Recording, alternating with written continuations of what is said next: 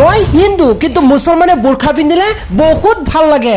আমি হিন্দু হয়ে বলছি, মুসলিম মেয়েদের বোরখা পরাটা আমার ভীষণ ভালো লাগে। ভাল কিছু শিকিবলৈ ধৰ্ম গ্ৰহণ কৰিব নালাগে নহয়। ভালো কিছু শিখতে ধর্ম গ্রহণ করতে হয় না। এতিয়া চাব বহুতে আহি মোক কবলৈ ধৰিব মুছলমান হৈ যোৱা। তো অনেকেই তো আবার কমেন্ট করে বসবে, তো মুসলিম হয়ে যাও না, বোরখা পরতে শুরু করো।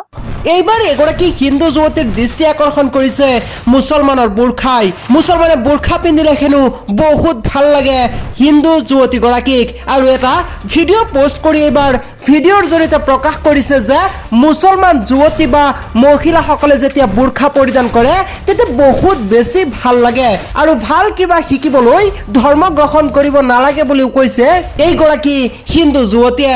এইগৰাকী হিন্দু যুৱতীৰ এই ভিডিঅ'টো সামাজিক মাধ্যমত অতিকৈ ভাইৰেল হৈ পৰিছে।